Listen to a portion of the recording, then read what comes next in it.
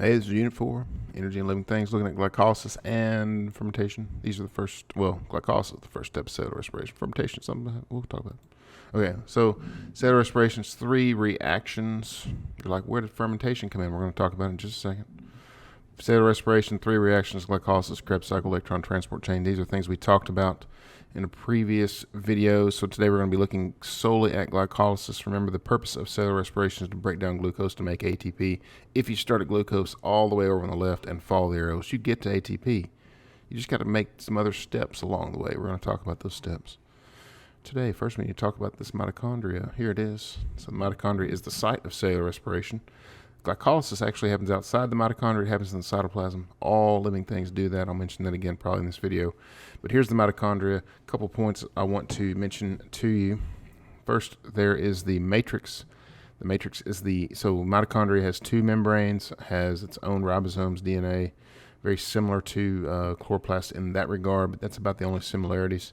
Completely different structurally and obviously functionally. The matrix is the innermost portion of the mitochondria. It's the inside, so to speak.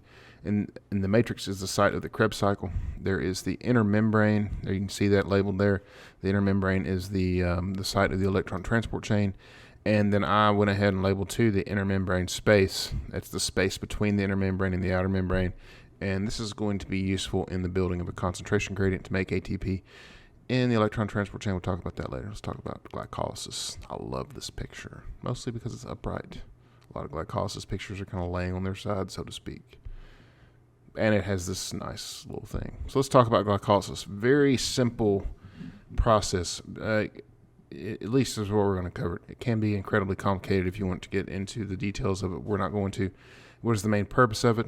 Breaking down glucose to make pyruvate. Follow the arrows. You start with glucose, you end with 2 pyruvate.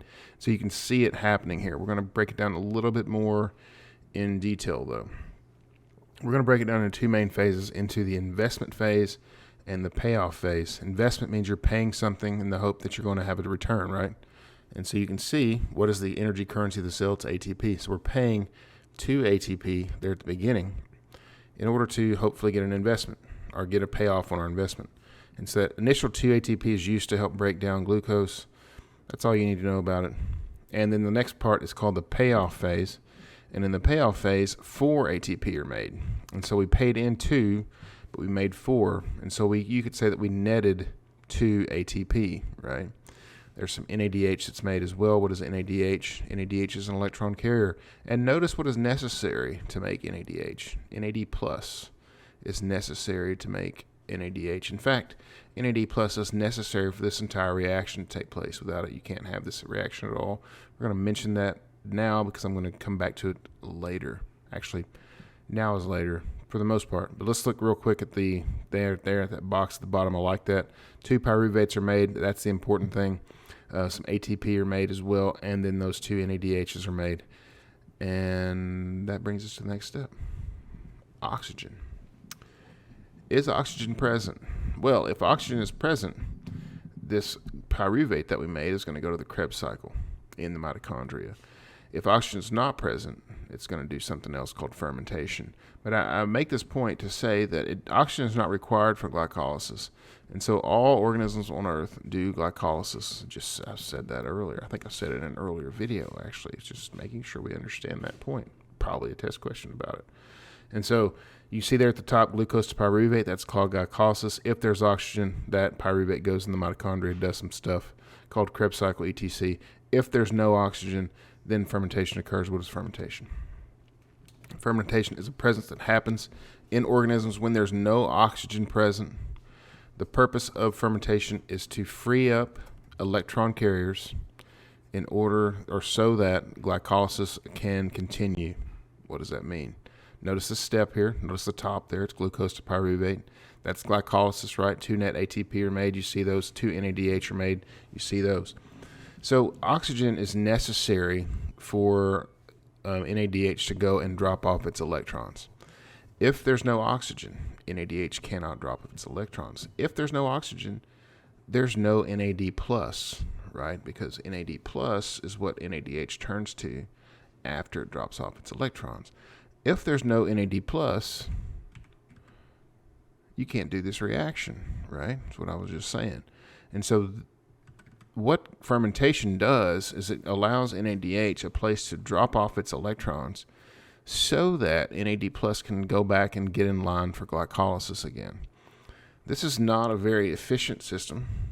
For instance, humans can't live on this at all, right? We can't live without oxygen. Fermentation does occur in our bodies, but we can't live on it. Some organisms can, really small things, bacteria and yeast are able to live on this process, and we use those processes in order to manufacture some products. We're going to get into that. So what you see here is this is a specific kind of fermentation, but I took all the labels off so this was just a generic idea. There are two kinds of fermentation that we want to look at. The first one's called alcohol fermentation. The reason it's called that is because alcohol is made as a product. Notice, let's find the things that we know. Glucose to 2-pyruvate, some ATP are made, some NADH are made. That's at the top. That's called glycolysis, right? And so there's no oxygen. So you can see there they call it NAD plus regeneration. That's fine, whatever. And so there, that NADH drops off its electrons, turns back to NAD plus, goes back to glycolysis, and in the process, you can see here some CO2. Get my cursor. Some CO2 is made, and some ethanol is made. Ethanol is a drinking alcohol, and so this process is called alcohol fermentation. Because of that, this is the process that's used to make beer and wine. It's also used to make bread, which makes sense, right? You put some yeast. The yeast do this process, so do bacteria. You put some yeast in some dough, it can't breathe, and so it starts doing fermentation, starts producing CO2. What does it cause the dough to do? Rise. Right, so we use this in lots of applications. We use it also for, like I said, fermented drinks. But there's another type that we're more familiar with, personally familiar with. Let's familiarize ourselves. Notice glycolysis at the top, glucose to pyruvate, some ATP are made, some NADH are made. There's no oxygen though. So what's going to happen? Well, glycolysis or fermentation is going to happen so that glycolysis can continue. NADH is going to drop off its electrons, turn back to NAD plus, go back and get in line for glycolysis.